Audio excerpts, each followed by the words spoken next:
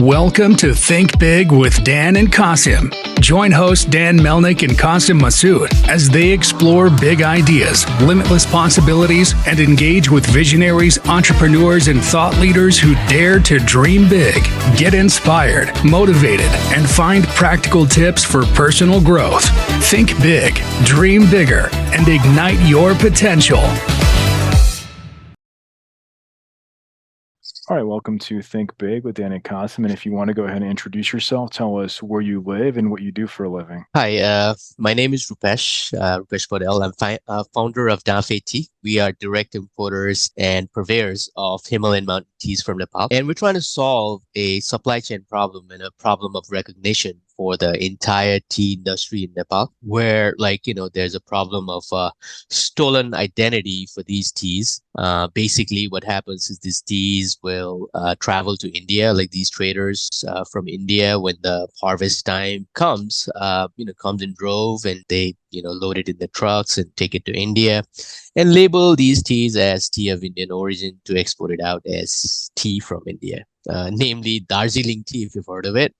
It's a very popular kind of teas. From what I read somewhere, they say it's about 70% of what comes out of India as Darjeeling tea is actually Nepali tea. So that's a big problem. We're trying to solve that problem and bring it out here and then distribute it to tea lovers, American tea lovers, give them the premium tea experience. That's what we are working on. So what makes us very unique is we have a sister tea brand in Nepal, run by my brothers, who actually are doing the same stuff that I'm doing. So even though these teas, they're produced in Nepal, Nepalese themselves, they don't drink these teas. These are really high quality loose leaf teas. What we are used to drinking back home in Nepal, I'm originally from Nepal, if you didn't know, Right. is the Lipton kind of teas, the tea dust kind of teas. Right. So those are the kind of teas that we drink, and we add milk to it, and probably know it as chai. Right. Yeah. So that's what we're used to drinking in Nepal. So that's what we drink, but people don't have habit of drinking these high quality green, black, white teas, and we're trying to form a habit there itself in Nepal. So my brothers and I, obviously I inspired them to start a business so that the supply chain would be smoother and everything. So what we are working on is introduce these teas to Nepalese population themselves, and it's gaining a little bit of traction. So the partnership with my sister tea brand in Nepal is working really well in sourcing these high quality teas.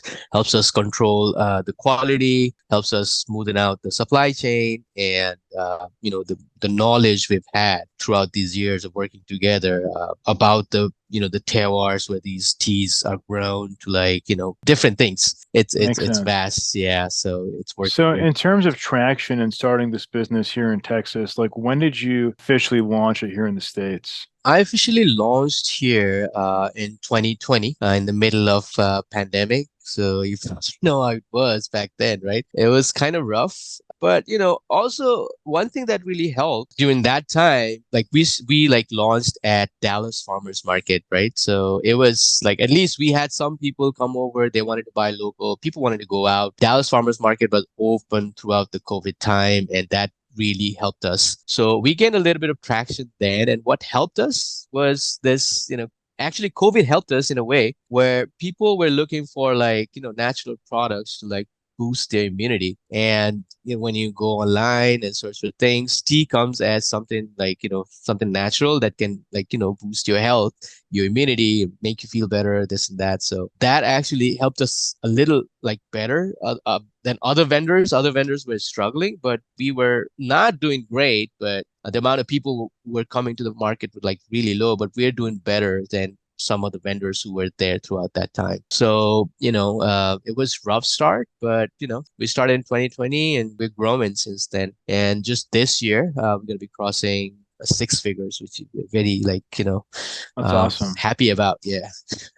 So in terms of your business channels, can you talk more about that? So it's is it direct to consumer? Are you in retail? What's the breakdown there? So, our focus is always going to be direct to customers. That way we can control the quality of teas that comes from Nepal. And we're here to represent these Himalayan mountain teas that, come from high elevations, right? So high elevation teas that tend to have very low amount of tannins, and people don't know that. And because of that, the teas are less bitter because at higher elevation, the insect population or the predator population for plants is like really low. And tannin is a defense mechanism of plants to like ward off insects or other predators, right? So when there's like less tannin tea plants, it produces tea naturally that has lower amount of like tanniness or the bitterness. So that causes the tea to express itself even better. When the bitterness is lifted off, other subtle nuances of tea, it gets to like express itself better. So, that is something that differentiates our tea. And also like at higher elevation,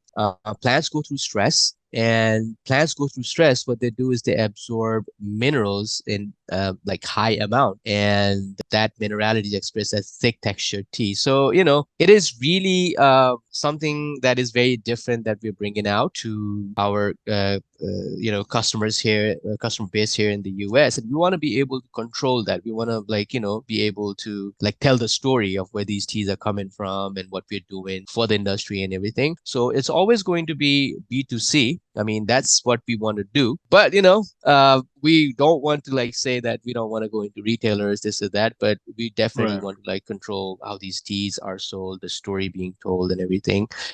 So from our website, that's where we're focusing on.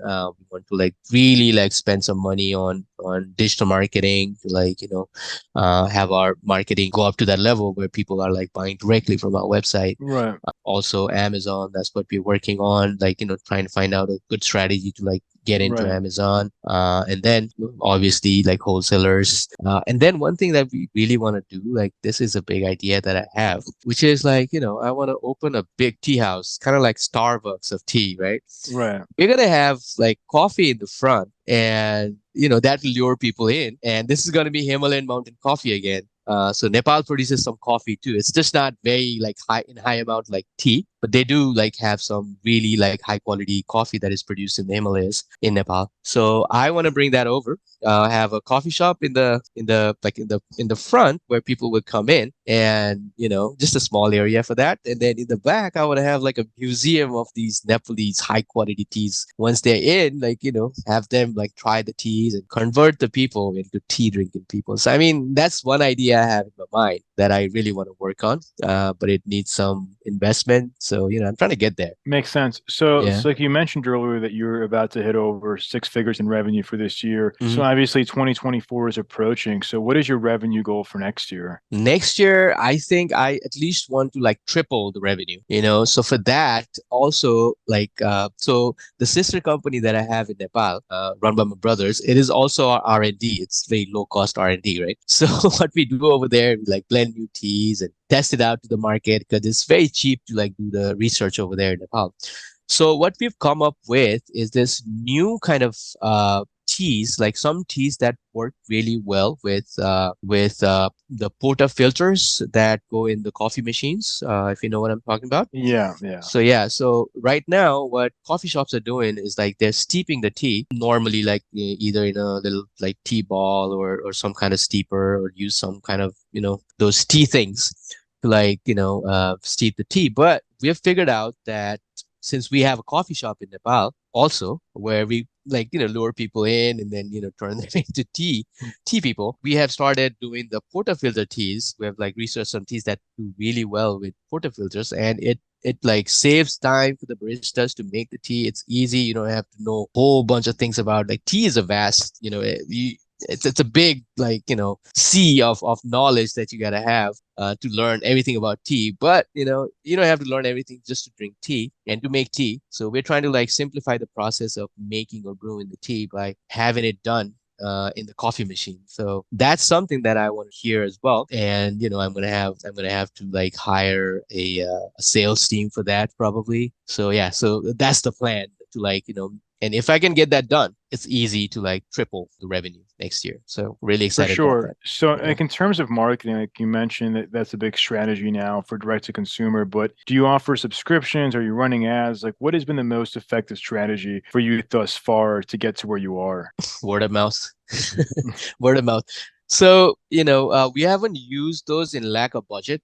obviously I'm bootstrapping. So, Facebook ads don't really work until you're spending like $200 a day, which I don't have the budget for Right. at the moment, right? So ads are out of questions, and like we're doing like simple branding here and there from our like Instagram, like some videos on Instagram, try to put a really like high quality videos on there. That's all about like basically on the branding aspect of tea. That way, like people know who we are and all that.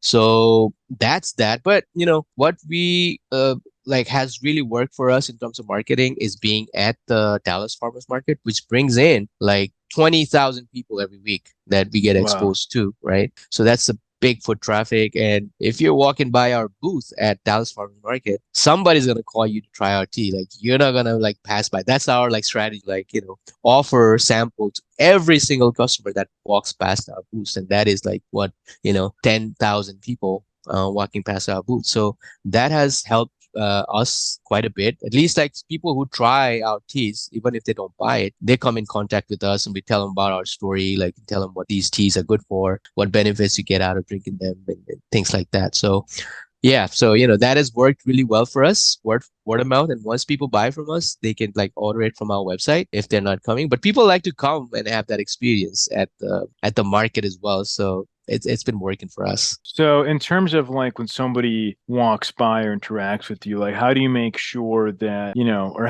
I guess like what's the best way to take that, sampler and convert them to a customer? Like, do you give them like a business card? Like, how do you make sure that they're actually going to come back and buy from you afterwards? Hey, customers, like you gotta buy them, like you gotta sell it to them right then and there. Like if Right, they leave, they're not coming back, right? So right, first thing we do is we tell them the benefits of the tea, right? We have people come over to try. The people who are like open to trying samples, they come in and we have like 3, 4 samples there. We let them try all of them and tell them about the benefits of drinking these teas. And that's one thing right. that I've realized, when people are buying natural products, they're not buying the product, they're buying the benefits, right? That's one thing I've True, realized over these true. years. Because what I was doing in the beginning, and I've learned so much from being at the farmers market, like, interact with customers like directly all the time. One thing I've learned is people don't really care about, your product. They care about what it does for you. I mean, that's one thing that I've learned. Because what I was doing in the beginning is I was telling them how incredible these teas were, and we're trying to solve this problem,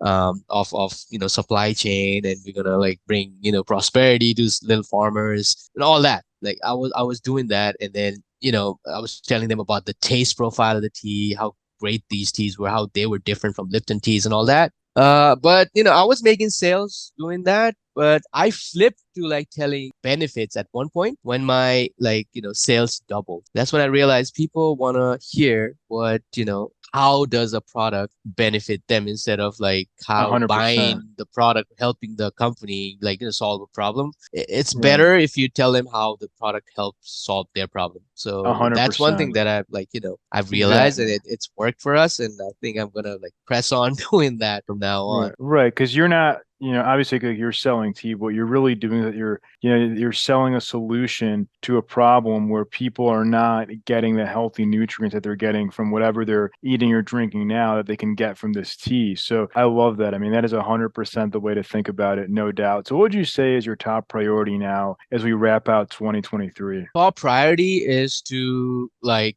keep doing what I'm doing and plan for the next year, where I said like I want to triple the revenue next year for growth. And then next priority for me would be next year I want to like get exposed to like different investors, so that for 2025 I have investors lined up to like to interact with, see if they would be interested in investing in our company. So that's one thing that I'm really focused in for next year, and definitely sales, triple the sales. And yeah, and then add some more in like new R&D, travel to Nepal again. I went back in just last year, 2023 is when I went back. So next year I'm going to go back to Nepal one more time, set things up again, go meet the farmers, people in the industry, basically have my presence there as well. I'm trying to solve your Right. problem, in the US, trying to like, help you market these teas.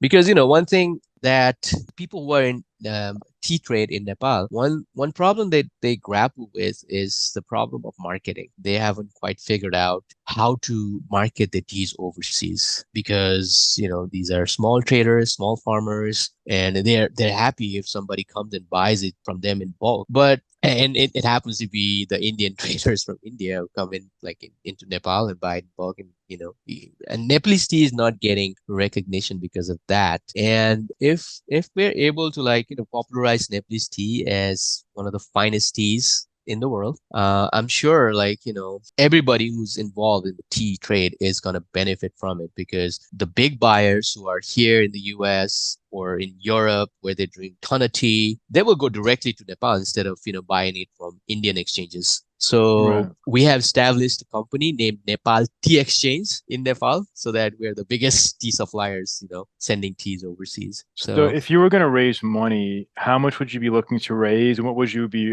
raising that money for? So I have a pitch deck ready. Actually, I still need to work on the numbers and everything. But from what it looks like, I was looking at somewhere around like $700,000 to $800,000. That the major chunk of that is going to go towards marketing, digital marketing, which will run. That's going to be the main thing, Right. digital marketing, and then we will spend some money for inventory as well. And then the dream project that I have of having like a franchisable Starbucks kind of thing where Right. people come in for tea. Major chunk of that is also going to go towards that as well, establishing that, and then have a sales team to do sales like outside to like other coffee shops. The thing that I talked about, the portafilter teas. Right. Focus on that. So yeah, things like that What would you basically. say is like the one biggest piece of advice that you wish you knew before you started this company back in 2020? Well, starting out, I didn't know anything about business. I don't come from a business background. I just heard that, this injustice is being done to Nepal, the Nepali tea trade. And me being from Nepal, I was like, man, I want to solve this problem because I had a marketing degree. And I thought this is a problem of marketing. So I'm going to go ahead and, solve the marketing problem. So I didn't know anything. I just jumped in. I just learned to swim, and, I'm still learning. I'm trying to find my way, through this whole thing. So the biggest advice would be what I've realized is if starting out, find an incubator program, just go there, have a community surround you so that if you have questions, you can ask to you might have mentors there, people who are like really, who have done the business, have been there for a while, they could help you navigate the business environment here. And then at one point, do not wait to get into an accelerator program, a business accelerator program. That will really accelerate your business, the way you think and how you articulate your business and how confident you are about your business. I mean, it's going to change the game. I was in one of the accelerator programs here locally in Dallas. Heard of it, Impact Ventures. And Okay. that definitely did change the way I think about business. And I would also tell people to go out and network, know people, go out. I mean, it's easy to think that you could stay behind your computer and run the business Right. all on your own. But I mean, it really helps if you go out, meet people. And that's one change that I've made last year. Before that, I was just doing my thing, selling at the farmers market and doing it online. I mean, just staying home, thinking about things. But now I go out more and try and interact with people, network, see who I can meet, make friends. So yeah, That's that awesome. would be the So biggest advice I would give people. for sure, yeah, I think people, especially since COVID, like, oh yeah, I'm just comfortable behind my computer. I don't have to go anywhere. Yeah, I can just go and do like the basic things. But yeah, like 100%, like the more people that you meet, especially people who've been there and done that, who've been successful in what you want to accomplish, like that's the kind of people that you definitely want to go and be in front of. yeah, that's right. And I stand by that. Awesome. So if somebody watching this wanted to reach out, do you mind sharing with our audience, what your website is or social media handles, like the best ways to find you? So the best way to find me would be you can reach out to my LinkedIn. It's Rupesh Poudel. I'll send you the link. Also, our social media is Danfe Tea, DANFETEA, Danfe Tea. At Danfe Tea. You can reach us out on our email, which is info@danfetea.com. And the website is danfetea.com. That's where you can reach us. Awesome. Or you can come out to Dallas Farmers Market. We've even expanded to underground market here in Greenville, which is close by, not too far. So we're expanding to different farmers market, doing all that. So we could come out, try our samples over there as well. So yeah. Sounds great. Awesome. Well, thank you so much for your time today. We're rooting for you, and hopefully next year you can achieve your goals, if not more, of 3xing in revenue. Hey, since now it's public, I gotta get there, man. Exactly. Awesome. All right. Awesome. Thanks, Dan, for having me. Thank you Thank so you. much. Thanks All for right. joining. All right. Bye. All right. Bye.